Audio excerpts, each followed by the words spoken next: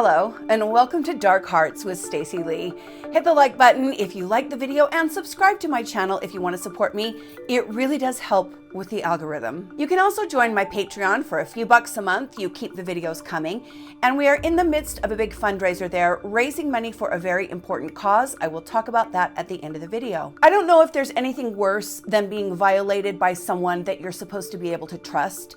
There are people in our society that we give a lot of responsibility and trust to. Cops, doctors, priests, CPS workers, and of course, teachers. We literally drop our most precious cargo off with teachers every day of the school year, completely trusting that they will keep our babies safe, protected, and that they will have their best interest at heart. Well, that doesn't always happen.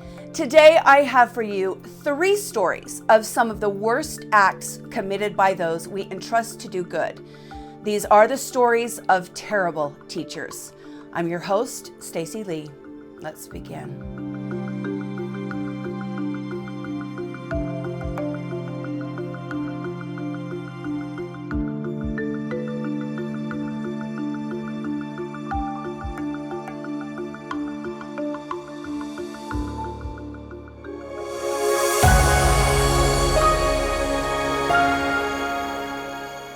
Today's first story involves something that, disturbingly, we are seeing a lot more of: religious fanaticism. We're going to St. Petersburg, Florida first, to this small school called Lilman Asian Neighborhood Family Center. It's a private school used by members of a small community in St. Pete. This woman is Danielle Harkin, and she was a very popular teacher at the small school. She had been working at the school for about 4 years, and her administrators say they never had any kind of problem with her. She was kind, she was responsible, she was reliable, and her students really seemed to like her. She was also very good at her job, which was teaching literacy mainly to Asian students who were from 2-language homes. But then something happened in Danielle's personal life. And although all of the details are not clear, the personal issues become more and more serious, and her husband decided that he was leaving her. Danielle and her husband have 2 young children, and the divorce seemed to send Danielle off the deep end. The divorce was ugly. It was one that was fraught with constant fighting, with threats, with arguing over the children, where they would live, how they would be raised, and the stress of the divorce really started to take its toll on both Danielle and her husband. Soon, people in Danielle's life began to notice that she was changing, and not for the better. A neighbor of Danielle's, a woman named Lisa Cope, felt like Danielle was really struggling with her mental health.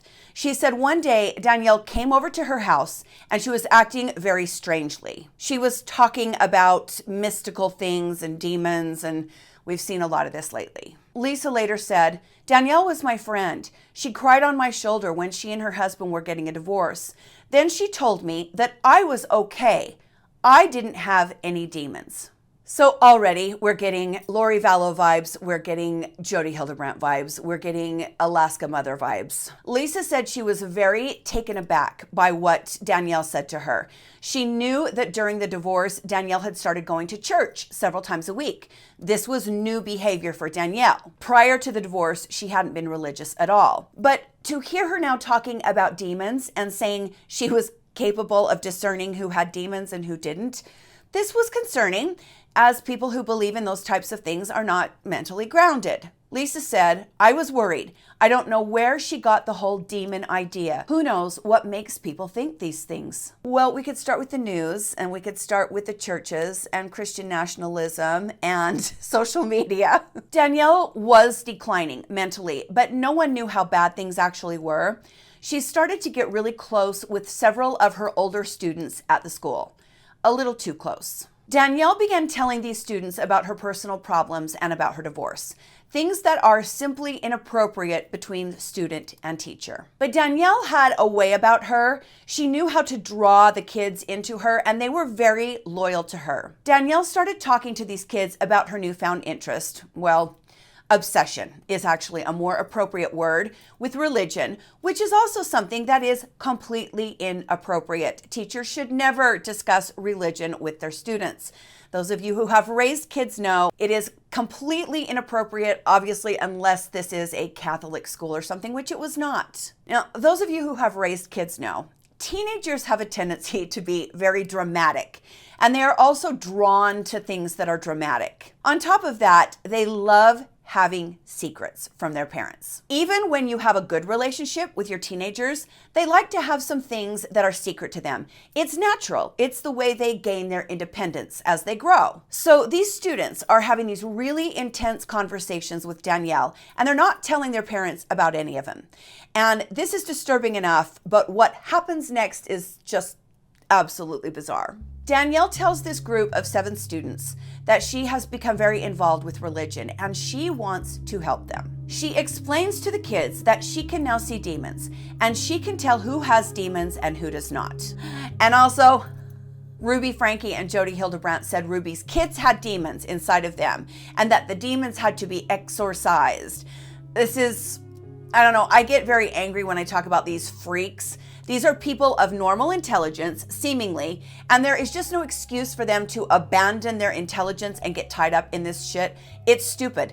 I don't care if that sounds harsh. It is. It is stupid to believe in some supernatural, spooky ghosts that have the ability to take over children's bodies. That is asinine, and it's embarrassing that grown-ass adults believe in this garbage. But this is what Danielle is telling her students. Personally, I think we're going to be seeing more and more of this crap because the fanatics are just getting more and more extreme every day. That's part of the reason I want to talk about this stuff. It's important to be aware. Did you see the legislators in Arizona kneeling on the state seal of Arizona in the Senate room, speaking in tongues to God? I mean, I guess just F the Constitution and what the founding fathers wanted, separation of church and state. Just throw all that out the window. And these people have the gall to call themselves patriots. But did you see that? When in the hell did we abandon our Constitution? That's what I want to know. When in the hell did we abandon our forefathers' desires for the country, which is a total separation of church and state? Anyway, people have lost their damn minds, and this woman definitely had. So she convinces these kids that they've all got demons, and she tells them that she's going to help them get rid of these demons. I cannot believe this is even a real story. Hang on. Danielle tells this group of students to meet her at dusk here at a park near St. Petersburg Pier. The group consists of 6 boys and 1 girl. This makes me believe that Danielle might have also been flirting with the boys because she had a lot of male attention, and that's part of the reason they were so drawn to her. So that is also totally inappropriate. Danielle and the 7 students meet at the pier, and Danielle has brought some supplies with her for this ritual that she is going to perform. First, the group builds a small fire. Then they start chanting and dancing around this fire. Danielle was leading them in this chant. I tried to find out exactly what they were chanting, but it hasn't been well documented. So they're dancing and they're chanting, and Danielle kind of whips these kids into a trance. And then she tells them that in order to rid themselves of the demons that are living inside their bodies, they must cut themselves to let them out. Demons can get into the body without a cut opening, but they can't get out of the body without a cut opening. There's some... yeah. It gets worse. Danielle tells the kids that after they cut themselves and let the demons out of their bodies, they must burn the cut to cauterize it and seal it back up so the demon cannot get back in. How the hell did that demon get in the first place? Well, the kids, of course, are not so excited about cutting themselves. So Danielle takes matters into her own hands. First, she takes a broken bottle. So not even anything sanitary, let alone sterilized. And she cuts one of the boys on the neck. Then she takes a metal house key and heats it up in the fire that they've been dancing around, and she presses it to the neck wound to cauterize it. Then she takes the glass and has another one of the students hold out their hand. She cuts the student on the palm of the hand and then takes a lighter that she has brought with her and attempts to burn the wound shut, but her lighter kept going out.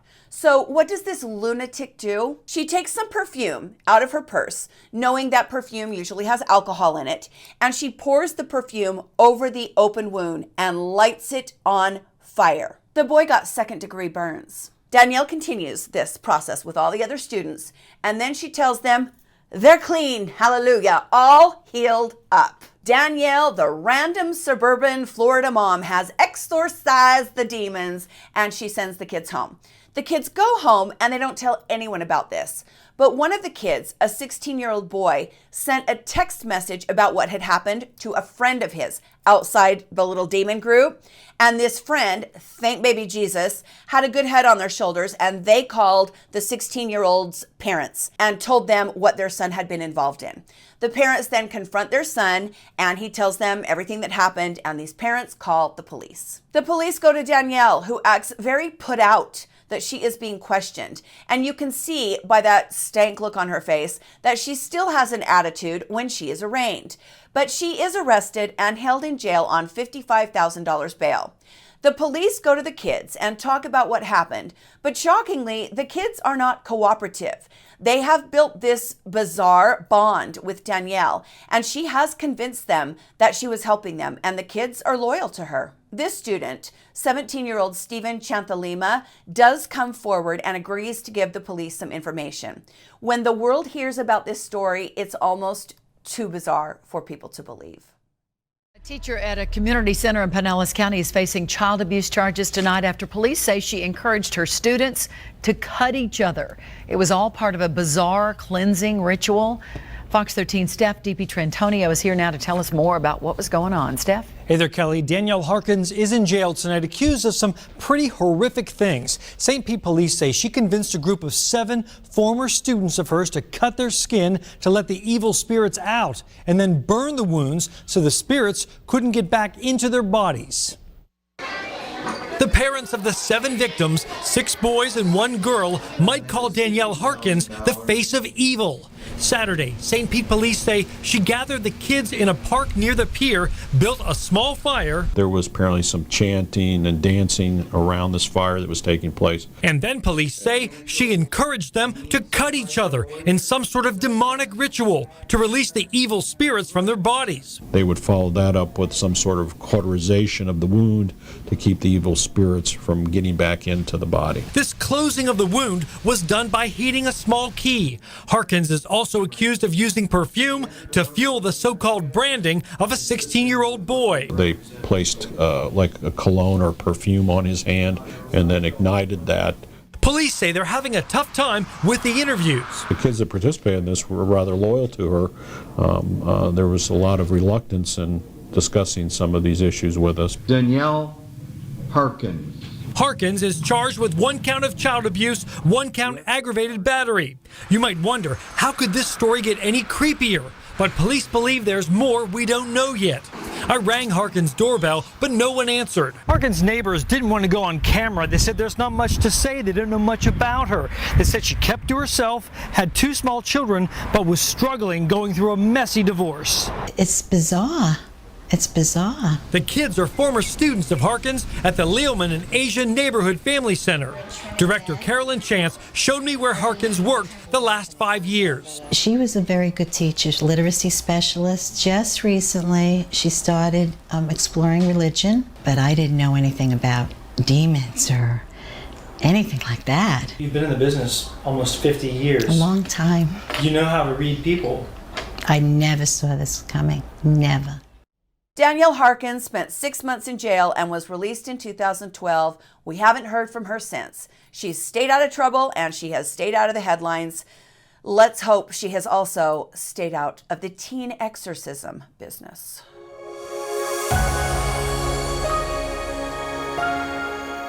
Our second story begins in St. Louis. This is Cornelius Green. He was the principal at Carr Lane Visual and Performing Arts Middle School. He had risen through the ranks of the education system until he'd become a principal, and most people felt he was doing a good job. But Cornelius had some very bad personal habits, and he also had some dark secrets. He started having an affair with this woman, Jocelyn Peters, who was a teacher at Horace Mann Elementary School, which is a public school in St. Louis. Cornelius was not only married, he was having multiple affairs with several different women. Well, Jocelyn became pregnant, and this was something that just did not work for Cornelius Green. He knew that if his wife found out, his marriage would be over, and he knew that if the school district found out, his career would be over. So he stood to lose pretty much everything just because he couldn't keep it in his pants. Jocelyn informed Cornelius that she was pregnant in late 2015, and pretty much from the moment he found out, Cornelius was scheming on what he was going to do. On February 29th, 2016, Cornelius sent a text message to a childhood friend of his named Philip J. Cutler, and he told Philip what was going on. Cornelius then offered Philip $2,500 to kill Jocelyn. This is... Dude, just face up to what you did and own it. You're going to kill this woman over this. You're going to kill her and her unborn baby, your unborn baby. Cornelius then goes to one of the school bank accounts that he has access to and steals the $2,500 out of that account. So not only is he going to hire a hitman to murder someone, he's going to steal money from the school to pay that hitman with. It is unreal. Cornelius sent the money to Philip, and the plan was set into action. On March 21st, 2016, Philip Cutler traveled from his home in Oklahoma to St. Louis. Philip and Cornelius then meet up, and they get into Cornelius' white Kia Optima, and they drive to an Amtrak train station. Cornelius then gets on the train and takes it to Chicago so he can have an alibi when the murder goes down. He can show that he had a train ticket, and then CCTV will show that he's on the train and in Chicago. These guys always think they've got it figured out, but they always get caught. I guess we shouldn't say always. Obviously, there's things we don't know about, but most of the time they get caught. So Cornelius is in Chicago, and Philip takes his car, Cornelius's car, and his car keys. And on that set of car keys is a key to Jocelyn's apartment. On March 24th, 2016, Philip lets himself into Jocelyn's apartment using her key. He finds her in bed, sleeping. This is such a bizarre detail. He goes into Jocelyn's kitchen and gets a potato out of Jocelyn's pantry. Then he walks into her bedroom and holds the potato against her head to use it as a silencer. And then he fires a bullet directly into her skull, killing her instantly. Jocelyn was 27 weeks pregnant at the time. Philip leaves the apartment, and he calls Cornelius to tell him that the execution had been committed. Cornelius then uses his visa to purchase an Amtrak train ticket from Chicago to St. Louis. He believes that using his visa to buy the ticket will be further proof that he was in Chicago at the time of the murder. Cornelius arrives in St. Louis, and he goes to Jocelyn's home, pretends to find her murdered, and calls 911. Now, I have questions. If the entire plot for this murder for hire was to keep his affair with Jocelyn a secret, how does he think he's going to keep that secret when he is the one that finds Jocelyn's body after she's been murdered? She didn't work at the same school he worked at. Obviously, he's going to be interviewed, maybe have to testify in court. I'm just so confused as how he feels like going to her apartment and making the 911 call is not going to make him a suspect. These two men thought they planned this disgusting act so well, but you just don't get away with stuff like this. The whole plot fell apart after video surveillance near Jocelyn's apartment caught Cornelius's car on Jocelyn Street at around 3 a.m. on March 24th. Remember, Philip was driving Cornelius' car while Cornelius was in Chicago. So this is just a really dumb plan, a really dumb mistake. Luckily, when the police pulled all the surveillance footage and saw Cornelius's car on the video, they started asking around. And it was well known that Cornelius was a cheater and that he had multiple girlfriends. From there, it was quite easy to piece together that he had hired this man to kill Jocelyn. Cornelius was arrested for 1 count of murder for hire and 1 count of conspiracy to commit murder for hire. Philip was arrested for murder for hire and conspiracy as well. These trials dragged on and on and on. I'm sure part of that has to do with COVID, but these two men were just sentenced like last month. I found this piece of news footage that has some information about a court proceeding that I am not familiar with. This must be something unique to the state of Missouri. It's called a Fry hearing, and I thought you might find this interesting as well. Jocelyn Peters was shot to death in her apartment in March of 2016. She was 27 weeks pregnant with Cornelius Green's baby at the time. He was the principal at Carr Lane Middle School, where she was a teacher, and he was married. Here's Jocelyn's mother, Lacey Peters, in 2016. I was very shocked. I thought he was a real nice young man. Green pleaded guilty Wednesday during what's known as a Fry hearing.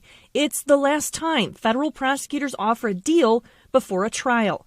Veteran criminal defense attorney Joel Schwartz explains. There's a lot of times where individuals charged with crimes frequently think, okay, that may be their first offer.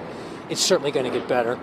And when they realize at the last minute that it may not be getting better, a lot of times you'll see them jump in or dump in and take that offer. In taking the offer to spend the rest of his life in prison, Green admitted he hired his childhood friend Philip Cutler to kill Peters and paid him with $2,500 he stole from his middle school. Cutler appeared in court Thursday for his Fry hearing. He opted for trial instead. The reason a court does a Fry hearing is the defense attorney is required to convey any recommendation in exchange for a plea to his client. So in case the defendant is in fact convicted, he can't come back and say, my attorney was ineffective in that he never conveyed this offer. Cornelius ended up pleading guilty to murder for hire, and he got life in prison. He pled in order to avoid the death penalty. Philip was finally sentenced on March 19th, 2024, just a few weeks ago. He was found guilty of murder for hire, but he has not yet been sentenced. His sentencing will take place in June, and I will update you in the form of a short when that happens. These two men are right where they belong. I want to send love to Jocelyn's family from our community. This is a sad story and a very stark reminder. You never truly know how evil someone can be until their back is against the wall. Unfortunately, Jocelyn had to lose her life in order for this child educator to be exposed as the monster he truly is.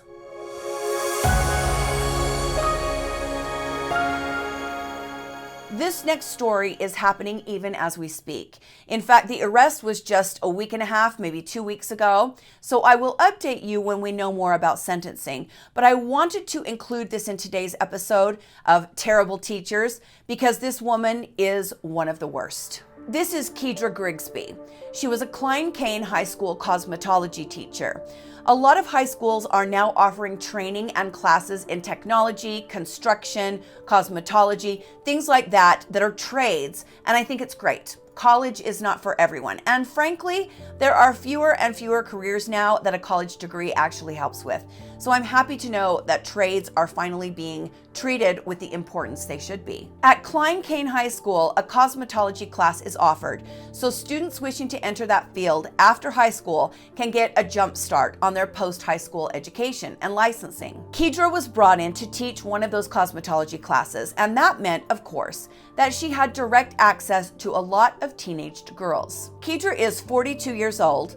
This story takes place in Klein, Texas, which is a very small area. So small, it's not a town, but simply an unincorporated area in Harris County. Kedria has a 22-year-old son, and his name is Roger McGee. Somehow, I don't know how these things happen, especially between a mother and a son, these two come up with a plot to make money. How are they going to do that? Oh, no big deal. They're just going to sex traffic some of Kedria's students. That's all. These two upstanding citizens start grooming 3 girls who are 15, 16, and 17 years old. These are kids that are at risk. They don't live in great neighborhoods. They might not have the best home life. So they're already girls that might be on the edge, might easily be persuaded. These 3 girls were also kids that were known to run away from home from time to time. When they did, they would usually stay with friends, but apparently some of the girls had stayed with friends so often that they'd kind of worn out their welcome. Kedria uses her position as a teacher to learn all of the details about these girls' lives, and then she took those details and used them against these kids. It's just about as evil as it gets. To get so close to someone and learn that they have a difficult situation in their life and then use those circumstances to get something for yourself, that is pure evil. Kedria goes on this little campaign of sorts where she's marketing her services to some of these high school students. Basically, the scam goes like this. She tells the girls that when they run away, if they're having trouble at home and they have to leave home, she will pay for them to get a hotel room. She will basically put them up. As you're probably aware, minors cannot rent hotel rooms. Even if they had the money to get a hotel room, hotels are not allowed to rent rooms to minors. Most states even have laws on the books that prohibit things like minors renting hotel rooms, renting cars. In fact, I believe in a lot of states, you can't even rent a car until you're 21. So that even goes beyond the age of adulthood at 18. Kedria tells these girls that the next time they run away to call her and she will put them up in a hotel. Once the girls are in a hotel room, Kedria and her son Roger basically start pimping these girls out. This is unbelievable. This woman, this high school teacher, was running a prostitution ring out of a high school. It sounds like something out of a bad Lifetime movie, but it actually happened. Here's what makes this so much worse. Local community activists got hold of this story and started digging around. They found out that last year, in February of 2023, another teacher at Kedria's school came forward and informed the administration at Klein Cain High School that Kedria and her son Roger were prostituting some of the students at the school. This other teacher, acting as a whistleblower, actually brought the administration proof that Roger had been arrested in the past and that he and his mother were pimping out students. These activists tell the details better than I ever could. We have to be honest and tell the truth. This is one of the most horrendous stories we have ever had to deal with in my history as an activist. We're talking about a teacher, a trusted servant teacher on a high school campus, recruiting prostitutes from her students to work for her son as their pimp. This teacher, Miss Grigsby, was allowed to remain on this campus after it was brought to the school administrator's attention that this was taking place in February of 23. This was brought to their attention, but these same administrators, instead of thoroughly investigating the complaint, they retaliated against the teacher who brought it to their attention. When I spoke with the district the other day, I said, how could you not know or tell the parents about all of this? They swore for God that they did not know. They swore for God that they had no information about this until law enforcement called them and say, we're going to arrest Miss Grigsby today. Well, I say to Klein Cain administrators, you a damn lie. We got the proof. Where's the dog? Open it up. Open it up. Let me show these lying snakes here at this school. And we want all the parents to see this.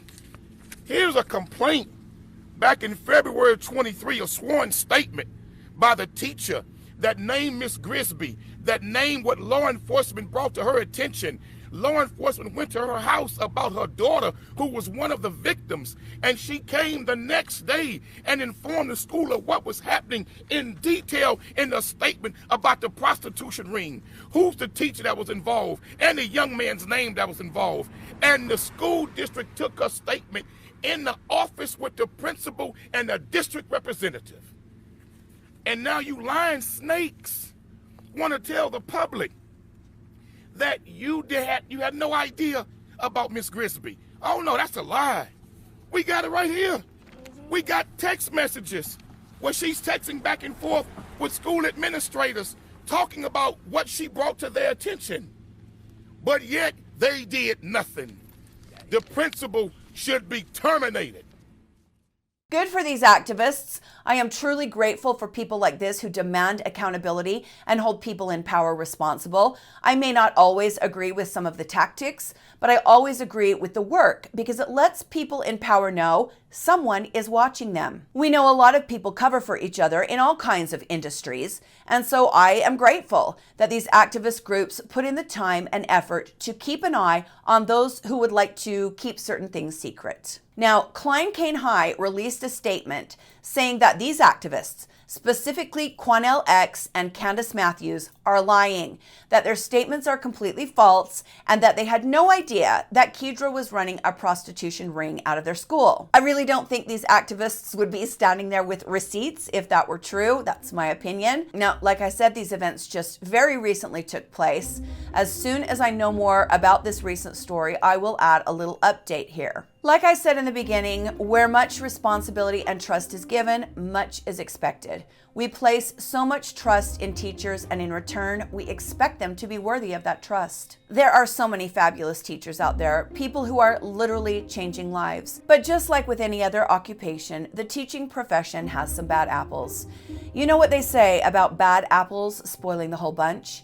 Well, in this case, the whole bunch are kids, and our kids deserve much, much better than what we've seen from the teachers we talked about today.